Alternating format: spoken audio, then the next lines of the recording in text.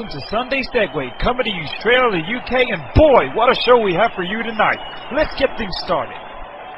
Tonight's contest will be a triple threat match. Introducing first, coming to you live from Newport, Wales, weighing 161 pounds, the technical and sound engineer, Sugar, the Gallon Sugar, Shoot!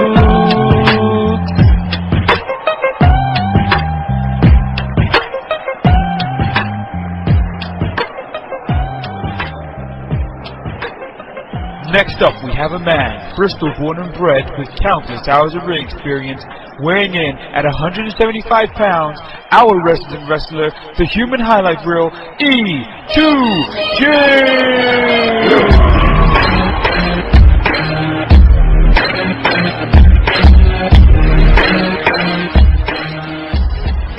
And now, the moment you've all been waiting for, the man of the hour, too sweet to be sour, the No Twitter fan coming to you straight out of Bristol, England, weighing in at 168 pounds, your host, Kinny Killa!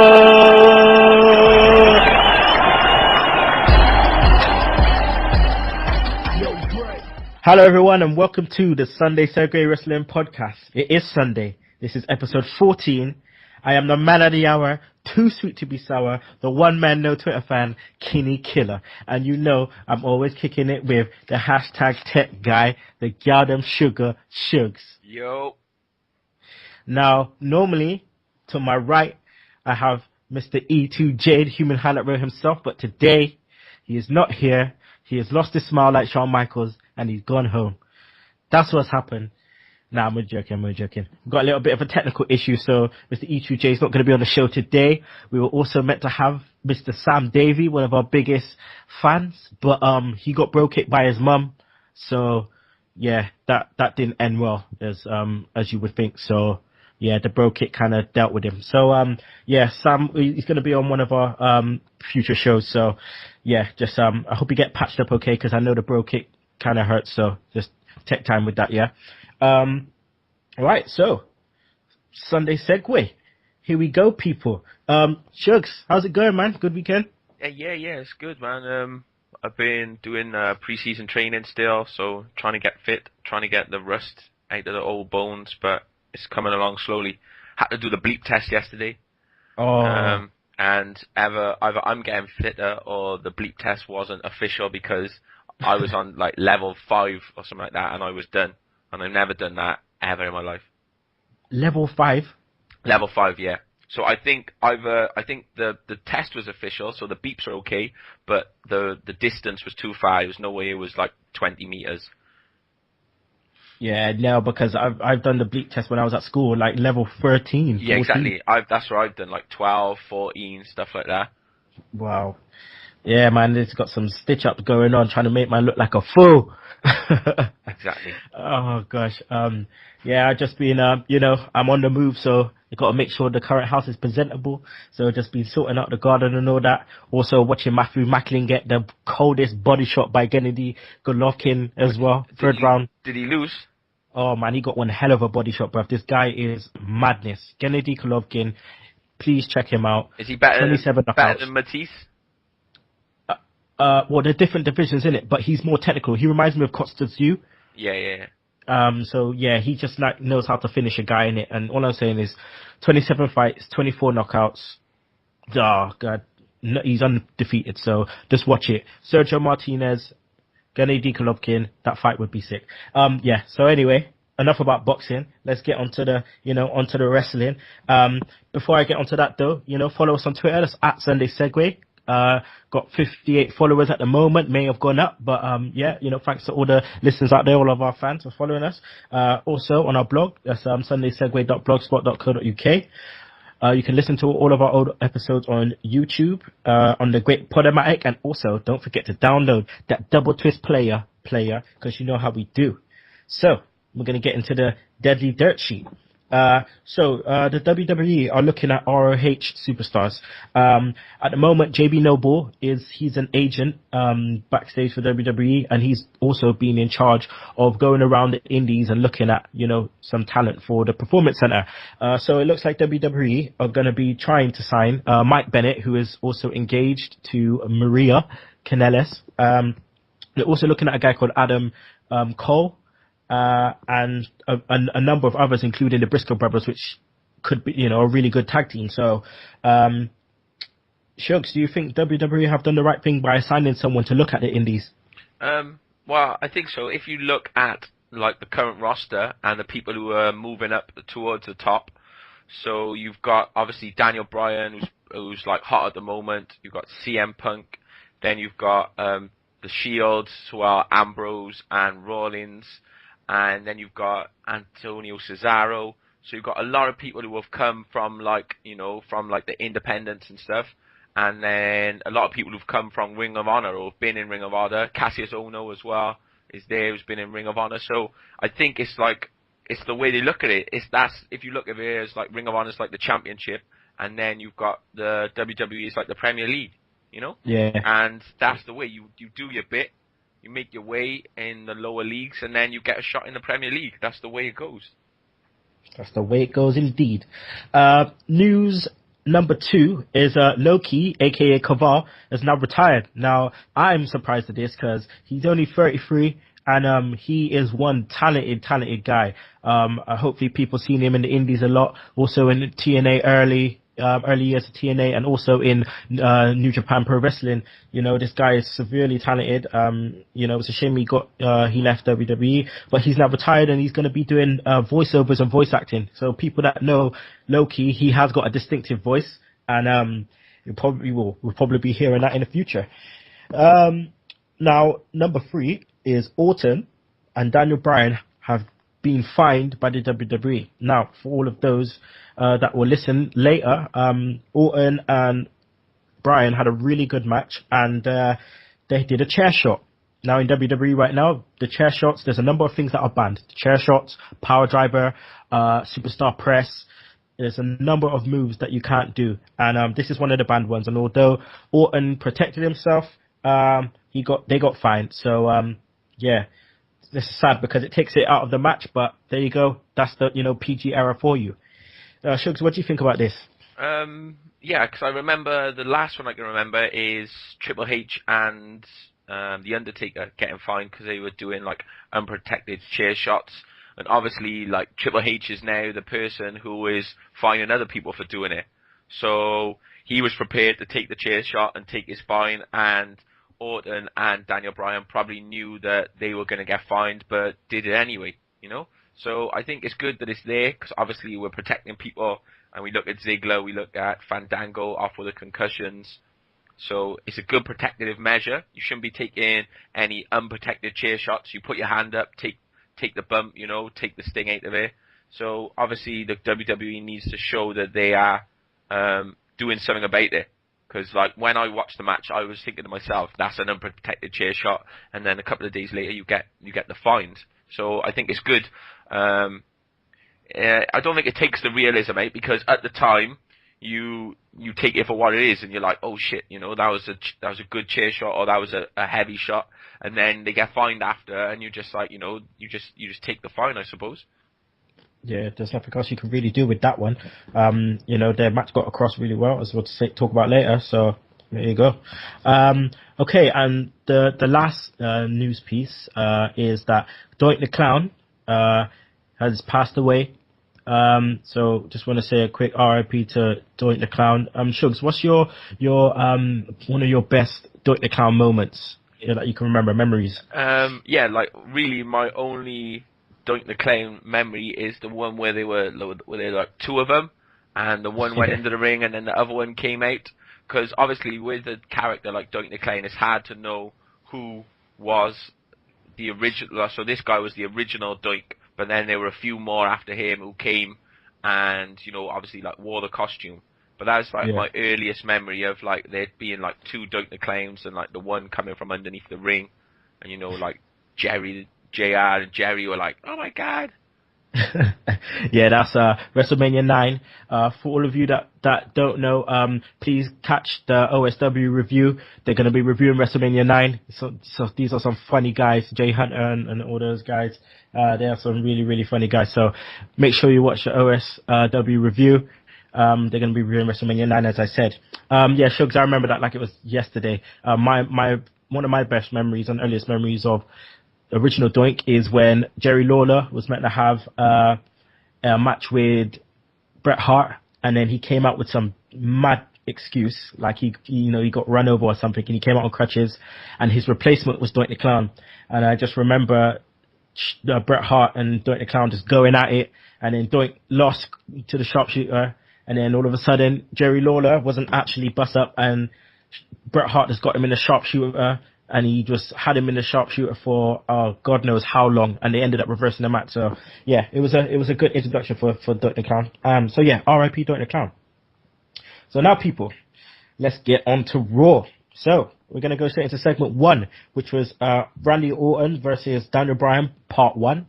So Shugs, did you like Bryan's promo to start off Raw? Yeah, I think especially where Daniel Bryan's like so hot at the moment. He seems to be starting a lot of the shows. He comes out at the beginning of SmackDown, and whether it's on like MITB or whether it's just him in the ring, he seems to be coming out for the beginning, and they want to get that initial pop and get the show off and running. And I thought he was good, but I just thought that the crowd was dead, you know?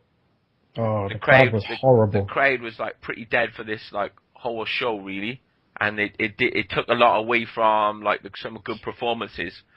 So yeah, I just think his promo was all right about being like a hobbit or whatever, and he wasn't in the film or whatever. But yeah, I just thought the crowd weren't into it. The crowd were just like dicks all night, really. I hate that, because it says a lot about how Raw comes across, when the crowd's there, and they're, because it's live, so there's no, and I think that's why I don't really watch SmackDown at the moment, Too Tough at the moment, because it's not real reactions, and I don't really like it Too Tough, and when I watch Raw, I just like to see the reactions and the fans, obviously you can't force the fans to react to certain things, but it's just like, come on, you're watching something that you'll probably only watch once in a lifetime, and you're reacting, off key to it. It's just a bit dumb. But I mean, the beginning of it kind of baffled me at first, but then I thought, maybe this is gonna spur something on for the end. But do you think using the DQ method, for this part of the match was the best way to set up the main event at the end of the Raw? Yeah, well, I think so, because obviously the main thing with Daniel Bryan is he wants to win a match properly. He wasn't happy with the no finish or like the count out and different things like that. So obviously having another DQ just like adds to him like going on a mad one and being crazy about not being the weakest link and proving everyone that he can beat Randy Orton. So I think it was a good way to start. Obviously with them knowing all along that this wasn't going to be the main match, that this was just going to be more of a build up to like the main event of the show. Yeah. Well, for people obviously listening to the Dirtsheet, as you know, there are plans for Bryan to be facing Cena at SummerSlam, and this is it's going to be a nice little run for him if this is obviously true. So hopefully, come SummerSlam we do see him against Cena, and we just see some more progression from Daniel Bryan. All right, let's go to segment 2, which was Christian and Shemus versus the Rhodes Scholars. Now, Shugs, me and you spoke about this briefly the other day. Now, what names did they come up with for Christian and Shemus, and did you like the match? The only one I can remember, I think it was like a Raw poll. So what was the brogue? The whole what was the one? What they decided on was Celtic charisma, but then there was like boots to hose or something. I don't know. No, it was a boot time. Yeah, that was the one. A boot time. So obviously for the brogue kick, and then because Christian's Canadian, and it was a boot time, which would have been like a great name for the team. But then obviously, Christian's come back and he won his first match, and then he got powerbombed by the Shield. But then, obviously, then this match, they put him in this match, and this match didn't seem to have any real point. Obviously, there's still the big feud between Sheamus and Sandow, but then I suppose it was just so they didn't have another one-on-one match, really, so they added the others into the mix, and maybe it's there as showing a bit of a breakup between the Rhodes Scholars, because obviously the finish of the match, they bumped into each other coming in and out the ring doing the change, and then that's what led to the loss for Rhodes Scholars. Yeah, I keep thinking about Christian's return and the fact that he's been away for so long. And you know, do you think that they could have done something a bit different, like in terms of maybe with the up and coming, you know, Wyatt family coming in?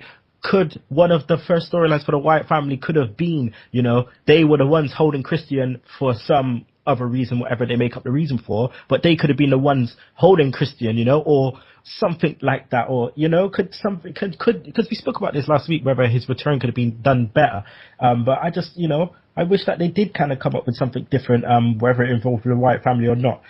But anyway, ultimately, do you, what direction should Christian be going in coming towards SummerSlam? Well, I know on Smackdown before he got the triple powerbomb, he said about his one more match, and obviously that will mean him going for the world heavyweight title. But then it's going to be difficult for him to get into that program, I think. And I think what he's going to be doing is going to be feuding with Dean Ambrose. I think that's what's going to happen, and I wouldn't mind that, because I don't think the Kane program really worked out. It was okay. But then I think Christian and Ambrose will have like much better matches, and I think Christian will be like a good foil for Ambrose, you know, because Christian is like a proper face. He's over as a face at the moment, and then it's always good to have somebody who's like a complete opposite, which is what Ambrose will be. So yeah, I think that'll be a good little program between Ambrose and Christian. Yeah, both solid workers, and Ambrose is definitely showing what he can do. We already know what Christian can do, so yeah, I 100% agree. Let's go on to segment 3, which was Kaitlyn versus Aksana. Now, at the top of this, after this match, basically, during the match, I should say, Kaitlyn's music went off again, and AJ come out looking like Kaitlyn. And when I saw this, I was bussing. I could not stop laughing because the way she was walking in, or hench with the hench suit. Oh man, that's just some gentle comedy right there, man. That made me laugh. But do you like this feud? Or is there something missing from it? I think they've done a good job. I think they've done a good build. But then it's like they haven't really decided where they were going with like the Kaitlyn character, I think, because it was like she was cracking up first, so like AJ's like worn her down mentally, so she's like gonna really crack up and she's lost it. But then I don't know whether they're still playing that angle with Kaitlyn, you know, or whether it's just she can't pull it off. I think AJ does great in her role of being, you know, being horrible to her and being, you know, that person. But then what are they saying with Kaitlyn? Is she cracking up? Is she lost it, and that's why she can't beat AJ, or what are they going to do with her? Yeah, it seems like, you know, you're right. It seems like it's one of those storylines at the moment, which is, you know, fundamentally, yeah, it's good, and it has reasons because it's played out for such a long time. But then, on the other hand, yeah, you're right, it has this Kaitlyn issue, and, you know, she has improved. I'm not going to, you know, give her, like, I'm going to give her credit where credit is due. She has improved and stuff, but, you know, hopefully the WWE writers, you know, aka Rajin Singh, can, you know, figure out something for her. I just think it's good, you know, the divas are on TV and they're getting TV time, you know? Yeah, and not just the divas that are on the Total Diva thing, you know, like, it's being centered around these two at the moment. There's like a diva program, like, you know, there's something happening in the divas division, which that is great. I think they got more plans as well, because at the moment NXT, they're doing the WWE NXT Women's Champion, and I would not be surprised if well, I already know who's won because of the spoilers, so I already know who's won it. But it wouldn't surprise me if they did a program between the winner and, you know, the current Divas champion, and just have an all-out assault on the Divas division, you know, and bring up all these guys. But, you know, in NXT at the moment, they're testing some gimmicks. Emma's gimmick is just over.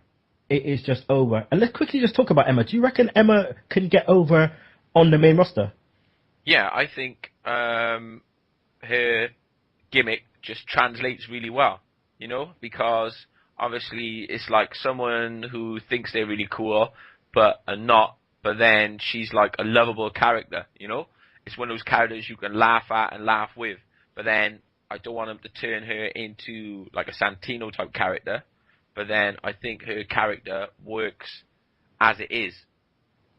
You know, with especially with the music and the way she thinks she's like good at dancing, but then obviously it's like her moves come off and she's successful, but then it's like she doesn't mean to be successful, you know?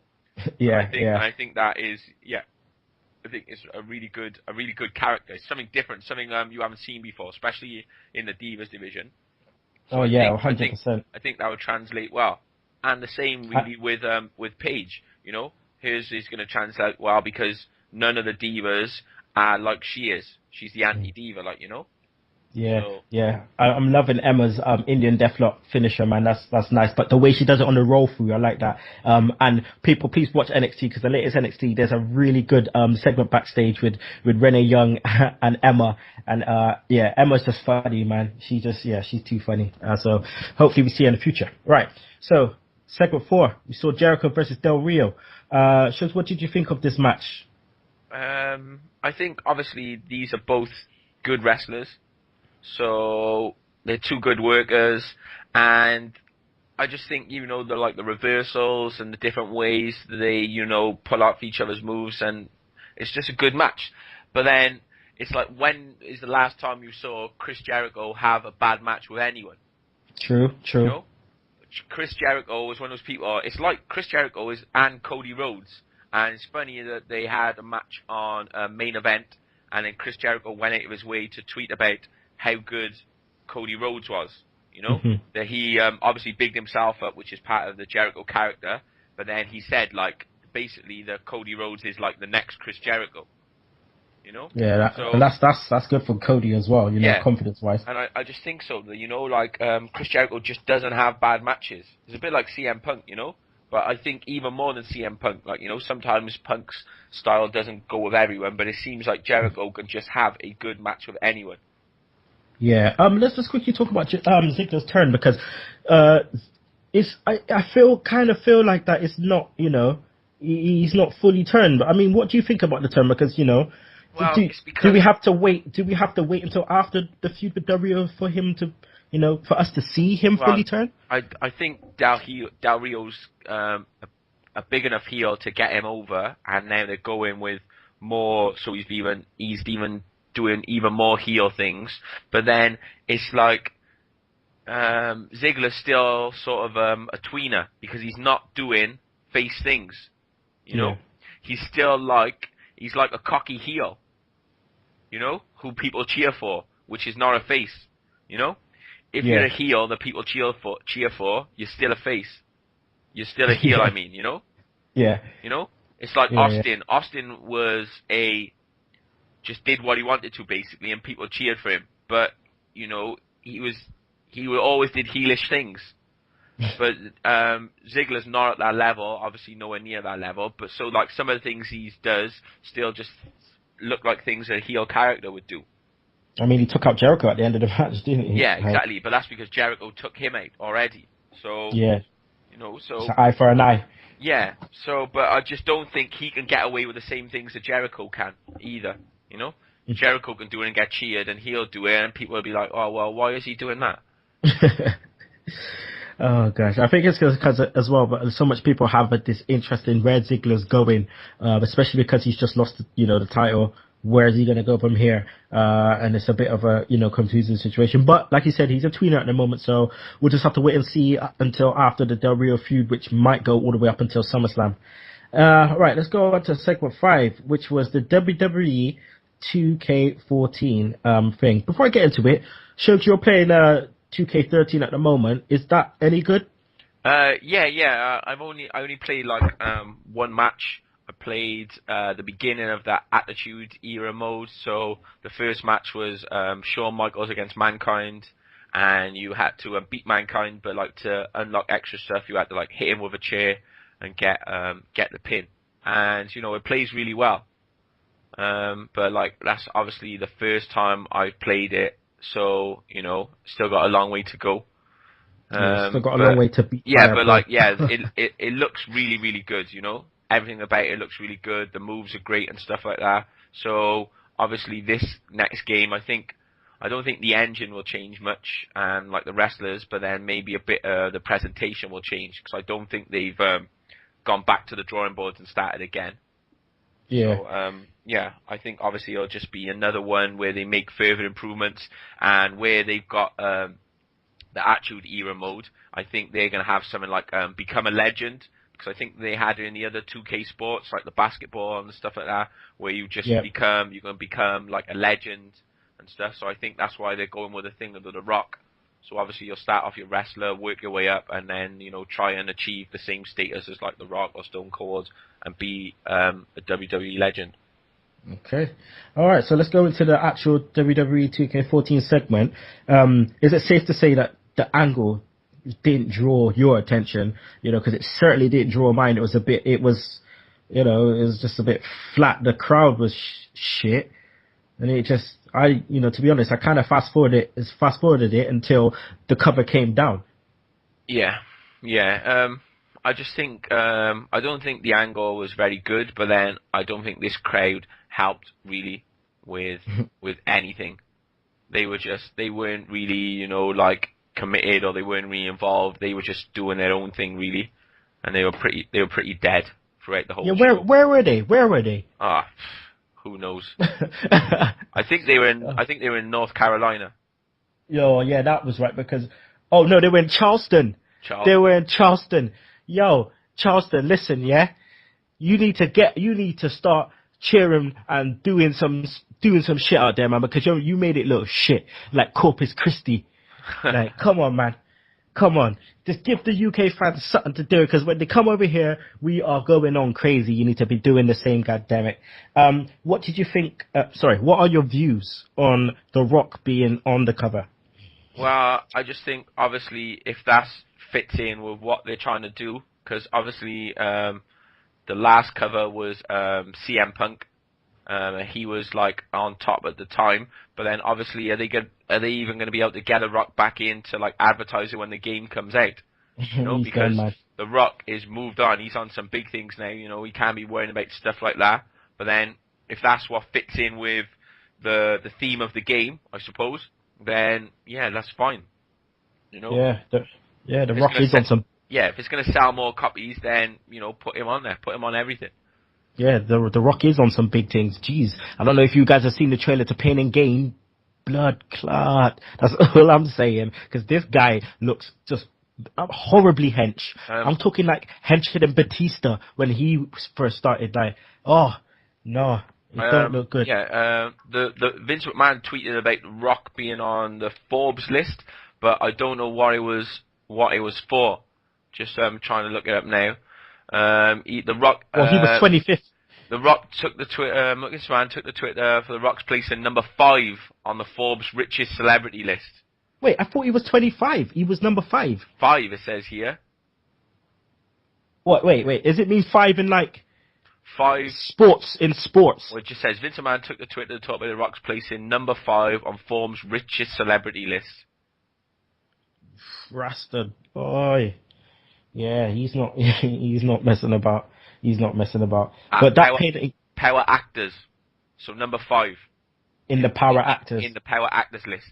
Said okay. The former wrestler is now a bona fide star. For more than 10 weeks in 2013, Johnson had a movie in the box office top 10. Fast and Furious grossed more than 500 million in less than 2 weeks. G.I. Joe Retaliation has let another franchise The Rock has saved. Now The Rock is moving into TV production with a hero, a reality show where he challenges ordinary people to act like real-life heroes. Okay. Well, good on the rock. Good on the rock. You need to break off a piece of that peas, man, and give that shit to Alright, me. who's number 4? Guess who number 4 is? What, in the actor? Yeah. Oh, gosh. It was a clue in one of the Rock's films. Not Vin Diesel, man. No, not that. Mark Wahlberg. No, Channing Tatum. Oh, my God. Exactly. Oh, actually, that Channing Tatum. Alright, number 3. Come on. Number 3. This is a proper movie star. This is a movie. What, Brad Pitt? No. Younger, better looking. Younger. Oh, what's his name? Chris Hemsworth. Chris Hemsworth. Yeah. Chatting shit. DiCaprio, fam. Come on. I thought DiCaprio would have been higher. Oh, yeah. Number DiCaprio 2. All right. What's his name? Brad Pitt, man. Nah. We're talking about a real. He plays a movie billionaire, and he's high on the list. Oh, jeez. You're flopping. You've got no any of these. Yeah, I don't know why. I'm usually good at these kind of things. Come on, number 2. He plays a billionaire in his films. That's as closest I'm gonna think. And he's been in bare movies. He's a billionaire in at least 3 of his own and 1 in an ensemble cast. You can't get him no more easier than that. I don't know, man. Just my mind. Robert Downey Jr. Idiot. God, this dude. Listen, I got wrestling in my brain. Number 1. Brad Pitt. Alright, number 1. He's Australian. What's his name? Hugh Jackman. Huge action, yes. Huge action. Number 1. Huge action. Hugh Jackman's number 1. Oh my God. Okay.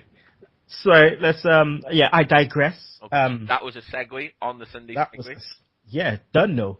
Jeez, we're talking movies now. Don't even get me started on movies. I do know my shit, but I think I'm a bit tired and it's a Sunday and we talk about wrestling. It is 12:15.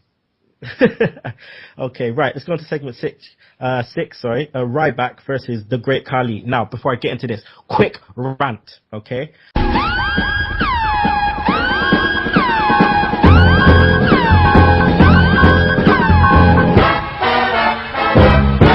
My music has just played. My rant music, yeah? Right, so, WWE, Great Khali. This guy cannot walk. I'm sorry, this guy can't walk. He can barely do anything, right? Just stop putting him in harm's way, because the next time when they say a man has got a broken man breaks his leg just from walking down to the ring, just stop it, man. Just stop it. Just make him be an agent, find some wrestlers in India or something, and done, innit? Just allow the being in the ring and wrestling and all that, because right about now, you're putting this guy in danger. You are putting this guy in danger. This guy is 7 feet plus, yeah? He can barely walk. He's got Kevin Nash knees. Nah, come on, man. Come on. You care about the concussion and all that. Just care about my man, innit? Just put our arm around him, say, look, Khali, you've done your service. You've been a world champion. Just allow it. Just allow it. Just allow it. I feel sorry for the man. Alright, so, how does Ryback get back on track, Shugs? How does he move into the right direction? Because, obviously we're getting the Ryback Jericho program at the moment. Well, I think that he was moved up the card, obviously because, there were injuries. Cena was injured, so he came in and he fought CM Punk at Hell in a Cell. And then he was right at the top, and then I don't think that they envisaged putting him up there, and now he's there. I don't think they know what to do with him, so that's why he keeps that's why he keeps losing, because he keeps being put in main events, and obviously they don't want to put him over, or they don't see him as a main eventer at the moment, so that's why he keeps losing. And then they don't really know what to do with him. I don't think they're planning for him. Don't think they plan for him to be where he is. So now he's at the top of the card. They don't know what to do. They can't really use him. So they're just there, and Ryback is there, but they've got no plans for him. Yeah, it's like I said, in my blog, with all these superstars injured, has it pushed has it affected Ryback's push? Has it been a false push? Because he's being affected by it. Look at him now. He was big. He was a beast. Then he got moved to being a heel, and a pussy heel. Might I add. and it hasn't helped him. It hasn't helped him. Yeah, he's picked up great Khali, but we've seen him pick up these people, you know what I mean? Mark Henry and all that. So they just need to go in a different direction, man. And obviously we're going to get the Jericho match with him now, and it looks like Jericho would do well to put him over. But you know, we'll leave that for our prediction show, which will come later on in a couple of weeks. Right, so segment 7. Got this bitch ass now Cena promo. What did you think of the Cena promo? Was it same old Cena, or did he make valid points? Alright, so this is what I got in my notes. So obviously, usually I'm watching it on my iPad and I'm taking notes on my phone, and I put, this guy is a twat. That was my notes. That is my notes. Because he's just talking and I just don't want to listen to it. I'm done with Cena. You know? I don't want to listen to it. I've heard it all before. We're just repeating and we're just hearing the same shit over and over again. Oh, preach, player, preach. They need to change his character. You know, I know they're not going to, because that's what works and that's what sells T-shirts and stuff like that. But yeah, you know, it's not doing anything for him. It's going stale. It's getting staler by the day. That's the word, because this guy right now is just he's not doing anything. The fact that he didn't have the title for a year, you know what I mean? It's nothing. It's nothing. You don't need it. You don't need the strap. There's other people that need it. Yeah. You know what I mean? It makes no difference to John Cena's character, whether he's champion or not.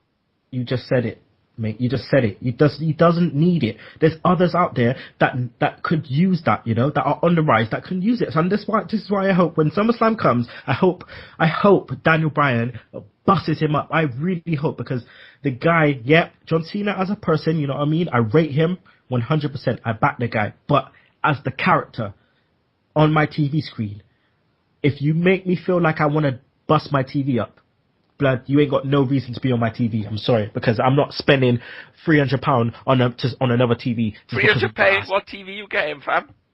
Listen, you won't even get no free view on that.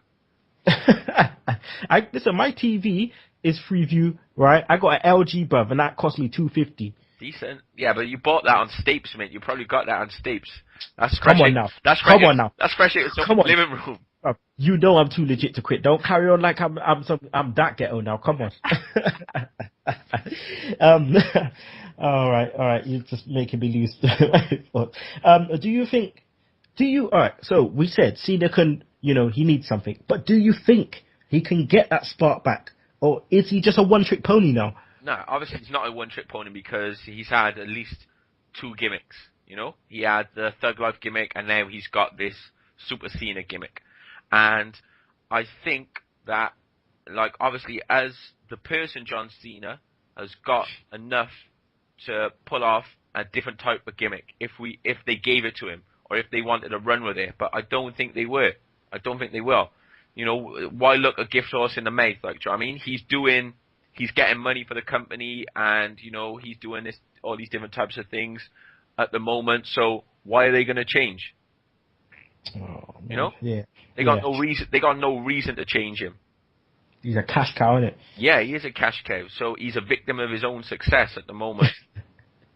I just cannot wait for them to, you know, to raise another star. I just cannot wait just to take over from him, because it's just the fact of he's going to be put in this, you know, this mold of being a legend. I just don't. No, but like, I think the thing is with Cena, I think he's one of those things is like, we don't appreciate him at the moment, because we've had him forced in our throats, and like we've had 10 years of Cena. We don't appreciate him, and then maybe when he's gone, that's when he's going to get appreciated, but not at the moment, because at the moment we're getting force-fed Cena, you know. So once he stopped and he's finished, then you can be like, yeah, I remember Cena's this match, Cena's that match, or when he did that, or, you know, he's had some great feuds. The stuff with Edge was just like amazing. The stuff with Randy Orton was amazing. You know, he's had some good feuds. Stuff with CM Punk, you know, those are 3 great programs that he's been in, you know. And he has had some good stuff, you know. He's the only one in the WWE to have like a 5-star match in the last, however, 10 years. You know, where you're talking about these 5-star match ratings, you know. And it was him and Punk, their Money in the Bank match, That was a 5-star match. That's one of the best matches in the history of the WWE. You know? Yeah, that was definitely a 5-star match. Yeah, he can do it, but it's just the stuff in between. You know? Yeah, he won't ever be in none of my top 10s. It's just that, and it's just that. I'm not gonna hate on him, but I'm just saying, like, if for me, he won't be in any of my top 10s. He can't be. Not for me. Not for me. As I've watched wrestling for far too long, right? Far too long to put this guy in my top 10. 5-star matches, yeah? There's been 5 in World Wrestling Federation Entertainment history, yeah? So since 1994, there's been 5, yeah? Shawn Michaels, Razor Ramon, the ladder match, yeah? Yeah. That's 94. August 1994, Bret Hart against Owen Hart. March 1997, Bret Hart against Steve Austin. October 1997, Shawn Michaels against The Undertaker. And then all the way till July 17th, 2011. So there was 4 in a 3-year period from March 94 to October 97, and then the next one was July 17th, 2011, John Cena versus CM Punk. Yeah, I mean, you know what, I when I take it all out, you know, I strip it back, I take up all of the hate out and all of that stuff, yeah. I would have to put him in the top 10, but if it was just my top 10 though, he wouldn't be in my top 10. In a top 10 general, you know, out of everyone, he would probably be in some people's top 10, but in mine, he just wouldn't make it. He just couldn't make it for me. He just couldn't. It's because I just dislike it. But anyway, let's go on to segment 8, which is Tons of Funk versus the Usos versus 3 Megabytes. Did you see the boss that come out with boss that come out with Tons of Funk? This guy, Scotty. Oh yes, Scotty. But that's the thing. They were saying like he won a competition and he could have an entrance with any WWE superstar. That's a lie. But that's the thing. Do you think he won the competition and they were like, yeah, you were Tons of Funk? Of course, bruv. No, what he said is, all right, you're you know what I mean? You won the something, but you're coming out with either Tons of Funk or the Usos. I still would have picked the Usos though. I still would have picked the Usos just to have some pyro next to me. I'll be like, yo, I would have the Usos. But still, man, did his thing. Like, I'm not coming with a hacker. Like, it takes too long, and it's every single week. You know, I'm not hating on the hacker because you know the hacker's good. You know, or their version of the hacker, obviously, because that's like a New Zealand thing. They're not from New Zealand; they're Samoans. But I'm just saying, it's just every week, and then it comes, and then the actual good jam comes in. You know? That's the jam. Hit the music. I know, that's just a low rider, and you just like, and you ride on chrome, like, and you've got your poppers on, and you know, be like Snoop Dogg. But yeah, I'm not feeling the beginning. It's just shit. Some more. Exactly. When I say that is crap. And they had to run down to the ring on Smackdown. They had to run down to the ring, and like man was running like they were like Mick Foley or something. Guys can't even sprint. Can't sprint down to the ring. I'd like to see a race between Great Khali and I think it must have been Jey Uso, because my guy's got so much timber. He's just like he's struggling. Yo, he has put on a little bit though. I'm not even gonna lie. You might be yamming that Samoan food, loving that shit, man. You know who's on the road, mate. On the road, too much Denny's or too much something. Wendy's, man. You've been hitting that. Yeah, Wendy's, them triple burgers. Oh my god. All right. Well, you know, Mr. Scotty, you're a G. Do you reckon he gets to keep that tracksuit? Oh, mate, standard. Got to keep that. Yeah, got to keep that. All right. So it was a quick triple threat match. You know, with the Usos going over. How can WWE build the Usos more to make us believe, you know, that they can actually beat the show? Because, fam, some 1-year-old face paint ain't doing it. Yeah, I just think that they need to have earned their place in the Shield, and at the moment I think they've been placed there because, like, obviously we spoke about me, you and Ed. They've been placed there because they're the only face team. you know, and that shouldn't be enough just to put you and say that you're going to be fighting the Shield because they're the only faces. I would rather Tons of Funk be facing the Shield, and you know, because then you can see the Shield being pissed off because like they're not a serious tag team and they have to fight them, you know, but they're two big guys, so they're struggling with them. But at the moment, it's just, yeah, I'm just not feeling the Usos. I think they're there by default, you know. That's it. That's all right. Check this. What do you think of this? Yeah. All right. So you say Ambrose gets involved now, yeah, and here comes Rikishi. What would you think then? Rikishi and the Sons versus the Shield. And it's two youths. That's it. Or they just got a beat down and then like their pops comes out and just starts like just kicking everyone in the face. Just kicking everyone. Would you mark out to that? Yes, definitely. Anytime I see Rikishi, I'll mark out. He just deals with the Shield and then all of a sudden, bam, lights out, hats, glasses come out, and they're bopping. Got the choke slam off the top of the Hell in a Cell into like the dirt. Oh, it was into the hay bales in the back of the truck, man. It was like a 6-man. Yo, that Hell in a Cell was mental. Because that's the one where Kurt Angle came out of it winning, didn't he? Like that Hell in a Cell was wicked. 6-man Hell in a Cell, god damn it. All right, let's go into segment 9, which was the Heyman and Punk promo. How good was this promo, Shugs? Yeah, it was great. And like I always say, it's the stuff when they're breaking kayfabe, you know, when it's like a shoot promo, that is always the best, you know, like with the pipe bomb and stuff.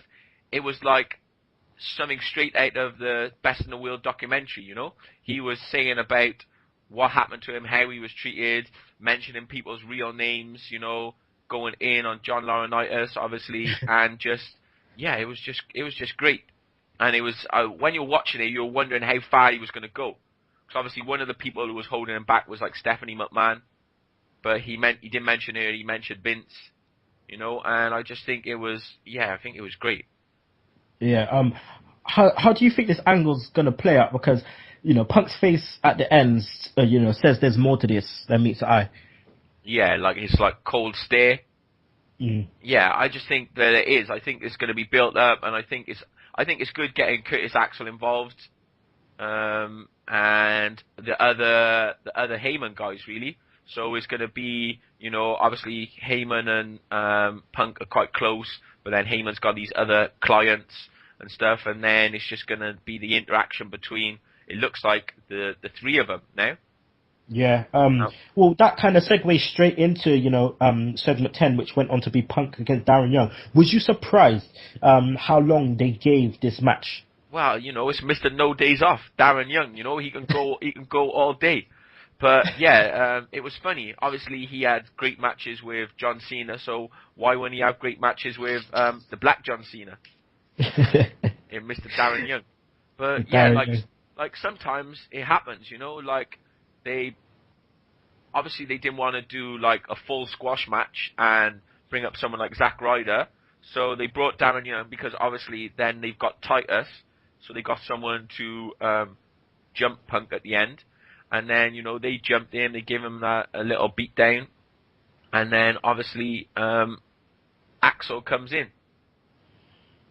Oh, how much would you have loved this, you know, Axel come in, and then we see the returner, Pancake. Hey, Rufus, where you been? You know what I'm saying? Rufus Patterson just come down. I think that's one of the things that they want us to pretend never happened. Really. Yeah. Well, we will never forget, okay? No. We'll never forget. Hold tight, Rufus. Because he flattens fools, that's right. Alright, let's go to segment 11. So we're just going to talk about the Money in the Bank announcement. We're just going to have a discussion about it. So what we got was the WWE title Money in the Bank match, which is Punk, Bryan, Sheamus, Orton, Christian, Kane, and RVD. So Shugs, you know, what do you think of this match? You know, this match here. What do you think of it? What they're calling it is All Stars. So Money in the Bank All Stars, because obviously they got a few winners in there. Punk, Bryan, Kane. Is that it? RVD. So 4 out of the 6 winners. Is that it? 6? With Sheamus and Christian. Yes. Yeah. So to be honest, I'm not really interested in this this one. Once they announced the SmackDown one, that held more interest in me. So I'm more looking forward to see the SmackDown and see who they're going to push over on there, or who's going to be the next to have a run at the World Heavyweight title. Because this one, let's just go into it. Let's go into it because we got the world title one is Wade Barrett, Fandango, Cesaro, Swagger, Sandow, Ambrose, and Rhodes. And you know, I was surprised. Yeah, I wish Swagger wasn't in there because then that seems to me like as if he's got a chance of winning it, and it'll just be like Del Rio, Swagger, and Ziggler again. So yeah, well, do you think though that there's going to be two people that have never won it before winning it? No, I don't think they're going to let Sheamus win it. Hopefully they won't let Sheamus win it because obviously they're the two biggest faces in the company, Sheamus and John Cena. So obviously I don't think he's going to win it. And then obviously because Cena's a face, well, there's no heels as well. That's what they were saying as well when I was listening to Review of Raw. They were saying there's no heels in the All-Star match either. Yeah, there isn't. So it's all faces, and then it's all like main event stars, really. You know, apart from Christian, who you could say is like an upper mid card, and he's just come back, but he's been the world heavyweight champion. So I'm more intrigued by seeing what's going to happen in the world heavyweight chapter. You know, I would love for Cesaro to win it. I would love for my man Sandow to win it. I would love for Ambrose to win it. You know, there's so many people in that. I would love for Cody to win it. You know, there's so many people in that match who I would want to win. But you reckon it's going Swagger? Imagine if fucking Fandango won it. Imagine if that would be, you know. Well, but I think either way we're going to mark out. Either way we're going to mark out. No, I can see Swagger winning it, and us just being disappointed. I hope not, man. We just have to see what's going because, well, like we said, Barrett's come off a horrible loss, so we don't look like he's going there. Barrett won, that'd be amazing. Yeah, Fandango, because Barrett would run that. He would come with the Money in the Bank briefcase, and he would look good with it, and he would, you know, he's a good talker, he would run that. Yeah. Fandango, you know, I think it's too soon. Cesaro, if Cesaro got it, the amount of people that would be marking out, but again, someone don't like him backstage. Sandow, again, he's been on this horrible, Sandow and Rhodes have been on this horrible thing with Sheamus at the moment. And Ambrose, he's already the United States champion. Wait, was The Miz United States champion when he won the Money in the Bank briefcase? He might have been. Yeah. Is the Miz in there? No, he's not. No, I think because he's got the program going with Axel. Yeah. He's got a match against Curtis Axel on the same night. But with this one, I think the one who wins the world title is not going to win the world title. Yeah. I think that's what's going to happen. And it's a shame. It's a shame. Because if you look at these guys and you think, okay, are any of these guys are really going to put the title on any of these guys? We want to say yeah, but I just got a feeling they're going to make whoever has this shot lose. Because right now, as it stands, Cena is the only one, apart from, you know, Mr. Kennedy when he lost it to Edge, but Cena's the only one to actually cash it in and lose. So, yeah, we'll just have to see. Okay, right, so we're going to segment 12, which is the Mark Henry promo. Shigs, what do you think of this promo after last week? Yeah, I thought, obviously, to reach, like heights of last week is, like, obviously not going to happen, you know? But I think he was still right up there, you know? It was still, his delivery is so good, and, you know, he's there, and he's just, like, sweating in his big suit, and he just looks so intimidating. And then, but again, it's just the crowd. They're just fucking dicks. That is it, you know? They were pissing me off. Obviously, like, the what chant is just always, you know, gonna get on people's nerves, but it's just, yeah, I thought that he did really well, but, like, the crowd were just douchebags. I mean, it's 2013, man. That what chant is from like 2001. It needs to stop now. I know. You know, we need to just move on. But that's what happens when you go to these little hick towns and they like, you know, that's what they want to do. Jeez. Okay, right. Well, let's go on to the last segment, which is segment 13, the Orton versus Bryan part 2. Now, what a match, man. I really, really enjoyed this match. Bryan and Orton were just going at it. I'm glad that they made it into a street fight. I was a little bit afraid that Bryan might get injured again, but luckily he didn't. I mean, did you think it was a good match? Yeah, this is it. And it seems like with Randy Orton, you can watch him for weeks and weeks and weeks, and you can just think this guy's like phoning it in. He's just turning up, doing his like little move set, and then he's just going. But then when he's interested, or when he gets somebody who he connects with, then you get like the real Randy Orton. I remember when Randy Orton used to be like my number one guy when he was feuding with like Triple H, when he was when he was like rated RKO, when he was feuding against Cena and stuff like that. He was just like on fire. The one where Triple H went to his house and they had a fight in the house. That like stuff like that was so good. And but then on Monday, that was the classic Randy Orton. That was like back to like at his best. But yeah. I thought it was amazing. Like we said, like I can't remember, which one was it the unprotected chair shot from Orton onto Bryan when Bryan was going to dive out of the ring and Randy Orton hit him with a chair? Yeah, it was from the top rope. It was a top rope spot. Okay, because I thought it was the one where he's going to dive out of the ring and he dived through, because that looked like an unprotected chair shot as well. When he dived through the ropes and he threw the chair at him then. Yeah, I heard it was after watching it, because I tried to watch it back, but because I read it first and they said it was a top rope spot that it happened. So yeah, and obviously they had the suplex, and he just landed on like the bottom of the table, and then a couple of times he tried to get out of the no lock, and he like could escape with the kendo stick, and then basically just used the kendo stick to make Orton tap out, which was great. It looked more like a crossface. It just looked like it was just a straight up crippler crossface. And choking you out. Was you surprised that Orton tapped? Yeah, definitely. I know he has tapped before, because I think he's tapped to Cena. To the STFU.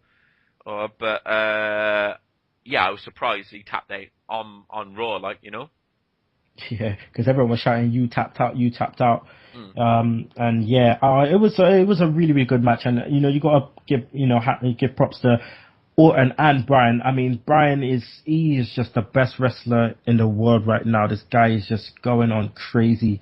He looks crazy.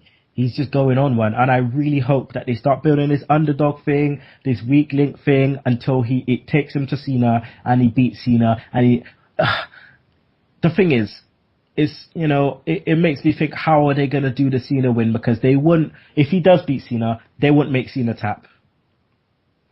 I would love it if they did, but they wouldn't.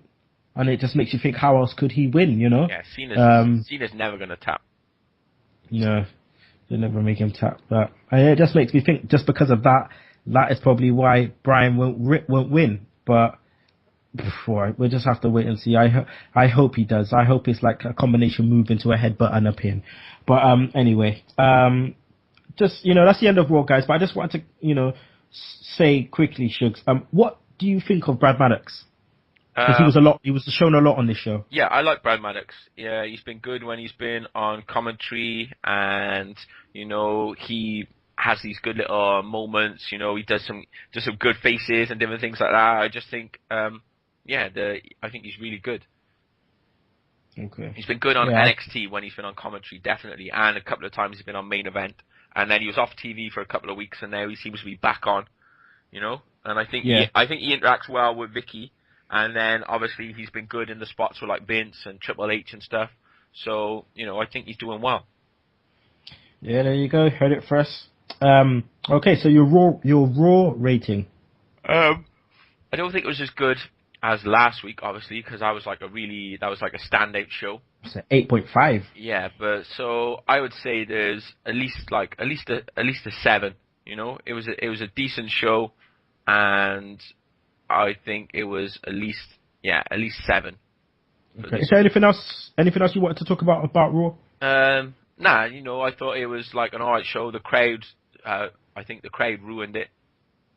Because I think it could have been better with a good crowd, but then we didn't get any like really big pops, or we didn't get anything really good because the crowd were just flat, really. So the bits that were meant to be good weren't as good because the crowds didn't really build them up. Okay. Well, that's the end of Raw, guys. And right about now, we're going to go into SmackDown in 60 seconds. So roll with it, Shugs. Okay, so SmackDown in 60 seconds. Starts off Dublin Street Fight. So Shemus and Shandau, green kendo sticks, portable beer pumps, beer kegs, bar stools, and a bag of potatoes. Hard-hitting match, but obviously Shemus wins, sets up Sandow on two chairs and then kicks him off, and then he eats some raw potatoes. Kane Bryan backstage, congratulations on your win on Raw, but Bryan's going to be on commentary in case Kane needs help against Orton. MITB, Heyman avoids all the questions, but then invites Axel onto the show, and they try and fight, but obviously Paul Heyman's clients don't fight for free. AJ versus Natalya, and we have a switch on Monday from what happened on Monday Night Raw, and Kaitlyn comes out in some AJ clothes, and she gets a distraction, AJ loses, and then Kaitlyn spears AJ. Backstage, Vince and it's the Mac Militant, Teddy Long, and they announce the Money in the Bank participants, and Teddy makes sure this is Booker all the way through, and then they both do some Fandango impressions. Orton comes out for a huge pop against Kane. Bryan is awesome on commentary, and he gets a yes chant going to encourage Kane, and then helps Kane back in the ring, but Kane gets an RKO, and then Bryan's got this happy sort of silly face off and a big grin because he's beat Orton and Kane hasn't. Ryback against Gabriel. Ryback hurts the leg in the match but still wins, and then Jericho comes out and does some classic Jericho commentary, calling him Cryback, and gets the crowd to join in with the chants. Then we have the Usos and Christian versus the Shield, and Christian pins Ambrose. What the fuck? Okay, so we get a distraction, and then Christian's left in the ring, spear, pins Ambrose. Okay, then we get Fiesta del Rio. Ricardo goes full heel on the crowd, dissing their accents. There's a precarious bowl of salsa placed in the ring. Del Rio only habla Espanol to the crowd and does a full promo in Spanish. Then Ziggler crashes the party. He hits a zigzag on Del Rio and then puts Ricardo through the table and then gives him a guitar shot. And we fade to black with top turnbuckle with the belt. Wow, sounds like an interesting SmackDown. Yeah, apart from the fucking Usos and Christian pinning the Shield. So that's their second loss. So the first time they lose to like Sheamus, Orton, and Bryan. And then the second one is the Usos and Christian. What the fuck? Well, they just sacked a writer, so bye-bye. Bye-bye. Okay, well, guys, now it's time for the best segment of all, because you're about to get stunned with Sugs Stunners.